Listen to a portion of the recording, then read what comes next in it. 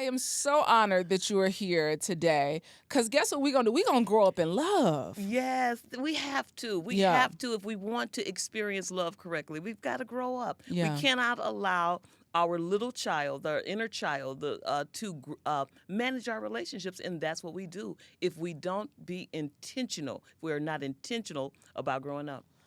Whew. Now, love, you said we pulling up the high chair to some of our tables, right?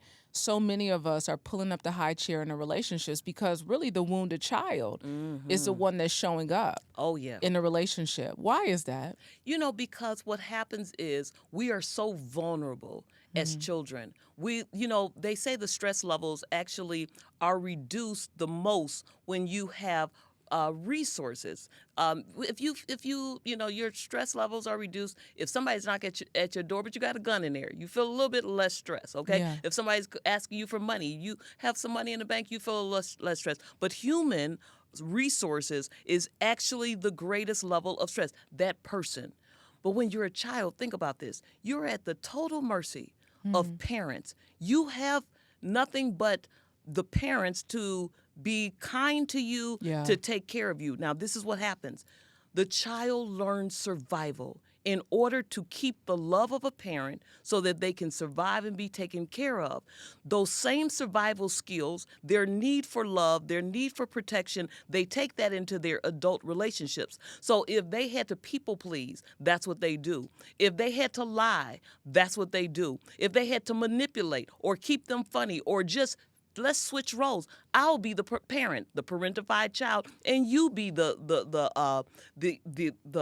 kid. And you can go out to the clubs, and I will stay here and take care of your children, my siblings. I will wake them up. I'll get on the stove at 5 years old and cook a whole fried chicken dinner. Whatever I have to do to survive, I will do it. But that little girl or that little boy will have to one day grow up. And when they begin to engage in relationships, those are the skills they take out of that house. Yeah. That's a bag of skills they take out of that house. They take the skills that they learned from having a relationship with their parents and watching them have a relationship with each other. Yeah. And those skills they take. If lying was the skill that you had to do in order to keep your mother satisfied or your father not beating you, then guess what? They will take that right into that next relationship, and the woman be like, why you lie about it?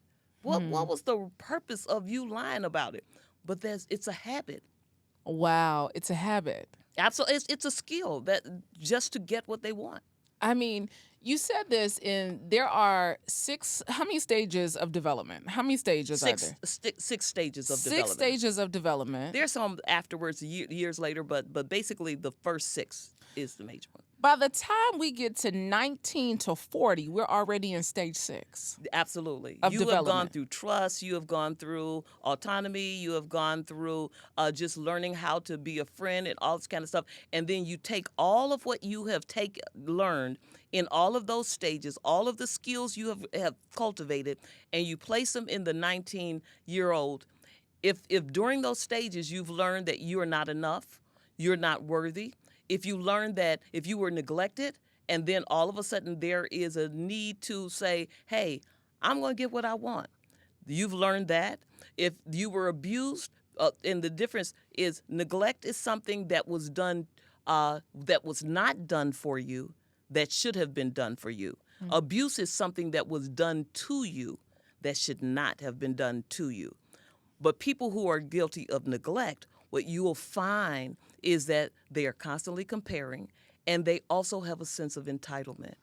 I want you to get into this because during this stage 6 of our lives, 19 to 40, this is either the time of intimacy or isolation.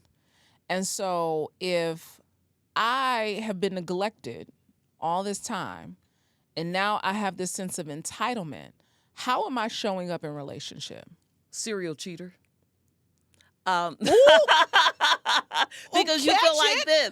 This is what you feel. You will feel like if you don't succumb to my needs when I need it. And when I work with couples, a lot of times, the men, you ask them, okay, and I do this with premarital counseling, we go through a sex agreement. I mean, it's not in a binding agreement. It's just like we want to know how many times do you want sex every single throughout your marriage. Most of the men say I would love it daily. Okay, Yeah. the women say maybe once or twice a week or something Yeah. like that. However, now here's the thing. If you have suffered from neglect and you have not dealt with that or disciplined yourself or worked through your healing, you feel entitled to daily. Why? Because somebody deprived you when you were a child. So the child is still throwing tantrums saying, I want mine.